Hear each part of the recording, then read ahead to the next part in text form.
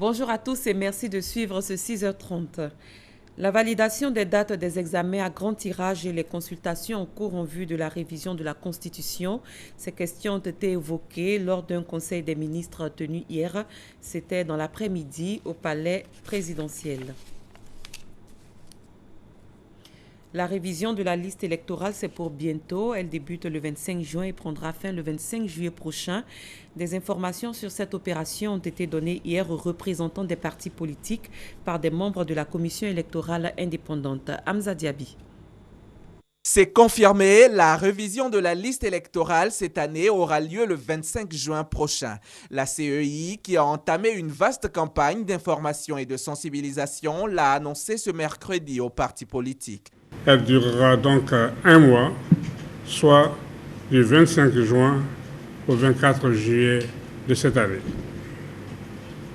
Cette phase sera, bien entendu, suivie de la phase du contentieux, du traitement des requêtes y afférentes et enfin de l'affichage de la liste définitive. Les phases suivantes de la RLE 2015 se dérouleront comme suit. Liste électorale provisoire prévue pour être publiée le 18 août 2016. Du 20 août au 19 septembre, nous allons commencer la phase du contentieux à recueillir et à analyser les différentes réclamations et observations. 10 septembre, 4 octobre. Nous procéderons au traitement informatique des décisions qui auront été prises ou arrêtées par la CEI relativement au contentieux qui aura été fait.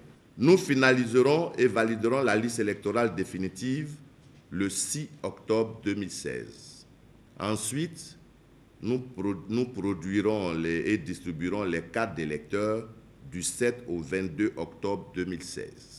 Les personnes cibles sont les électeurs figurant déjà sur la liste électorale et qui ont changé de domicile ou qui ont un nouveau patronyme et les nouveaux requérants ou personnes n'étant pas encore inscrites. L'opération 2016 de la révision de la liste électorale a pour objectif d'enrichir la liste électorale 2015 en vue d'augmenter le ratio population nationale, population électorale en âge de voter, apurer la liste des personnes décédées et ajuster la cartographie électorale et les positionnements erronés de certains lieux de vote. 1037 guichets d'enrôlement seront ouverts dans environ 430 localités sur toute l'étendue du territoire. Les pièces requises sont ou la carte nationale d'identité, ou le certificat de nationalité, ou la carte d'électeur pour les Ivoiriens déjà inscrits sur la liste. Près de 160 experts prennent part au forum ministériel africain sur l'intégration des TIC. La rencontre s'est ouverte hier. Elle vise à développer les compétences du 21e siècle. Thomas Guessambi. Internet est aujourd'hui une plateforme d'information et de communication incontournable, selon les experts en communication. Comment faire de cet outil de communication et d'information un puissant outil de formation? En d'autres mots, comment intégrer les techniques de l'information et de la communication dans l'éducation et la formation de l'apprenant? C'est à cette question importante pour les futures générations que tenteront de répondre pendant 2 jours plus de 160 experts du domaine des TIC et de l'éducation au cours de ce 2e forum ministériel africain portant sur l'intégration des TIC dans les programmes de formation.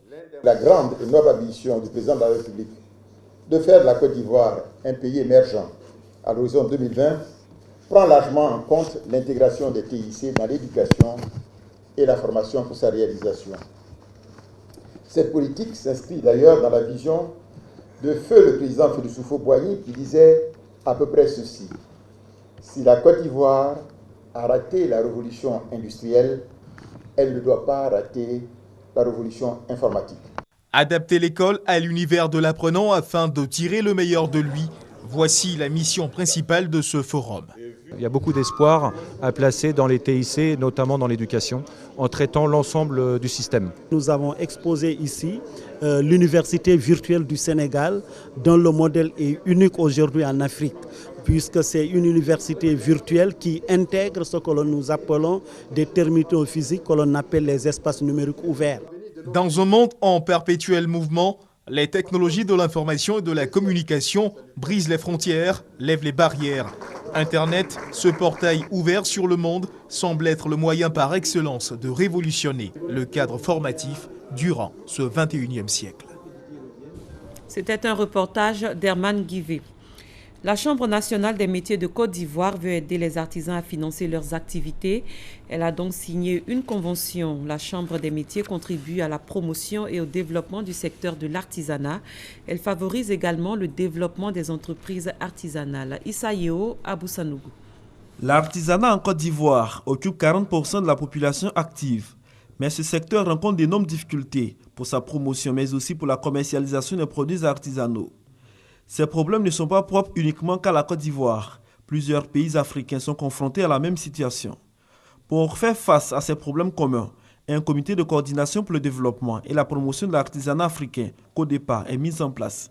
À Abidjan, les experts vont poser les problèmes que rencontrent les acteurs de l'artisanat. Deux problèmes majeurs qui se posent avant l'exploitation qui sont déjà en amont. Il s'agit de quoi? Il s'agit du renforcement des capacités, de la mise en place d'infrastructures de promotion, à savoir les espaces de promotion, à savoir les stands artisanaux. Et ensuite, il s'agit de mettre en place la manière de préparer les artisans pour l'exportation.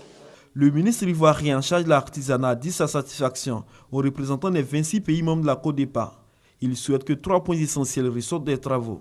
Les questions de l'accès des entreprises artisanales au financement, trouver un mécanisme, des instruments qui puissent les accompagner, et puis traiter aussi des questions de la couverture sociale des artisans, parce que les artisans ont besoin de ça pour être équilibrés et faire leur travail. Et le troisième point, c'est de travailler dans la protection des œuvres des artisans, parce que les artisans sont des créateurs, mais il faut pouvoir arriver à protéger leurs œuvres, surtout dans le cadre du commerce en ligne, parce que ça donne, si les œuvres ne sont pas protégées, ça donne l'occasion de copies. Les conclusions de ces 2 jours de travaux seront soumises à la 8e conférence des ministres africains de l'artisanat qui se tiendra à Abidjan le vendredi 10 juin prochain. Des rencontres qui viendront donner un nouveau souffle à l'artisanat africain. Ce 8 juin marque la journée mondiale de l'océan. Cette année, les réflexions sont portées sur les menaces que constituent les activités humaines pour cette ressource naturelle. L'océan subit en effet la pollution, on y retrouve des déchets plastiques, on y pratique également la pêche illégale. Comment venir à bout de tout cela? On en parle avec Moussa Konaté. Avec un littoral long de 522 km, la Côte d'Ivoire fait partie des pays africains qui disposent d'un riche potentiel maritime.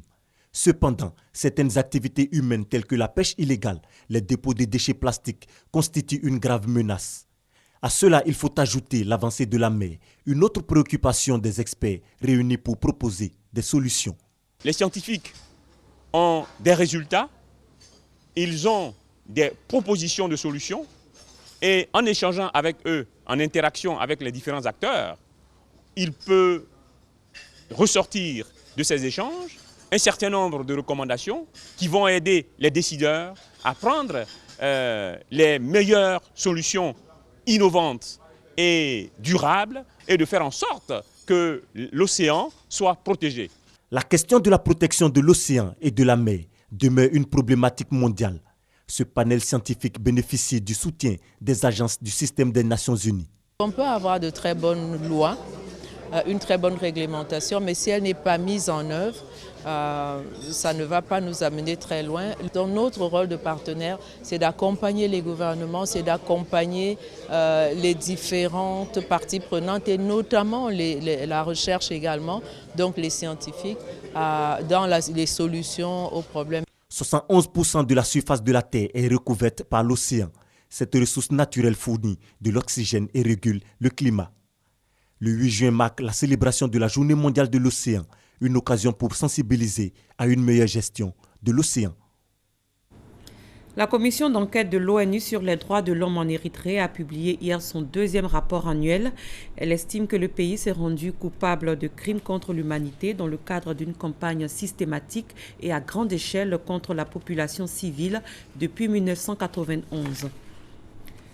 Le marché Sarona à Tel Aviv a été le cadre hier d'une attaque palestinienne meurtrière par balle. Bilan 4 morts et une dizaine de blessés.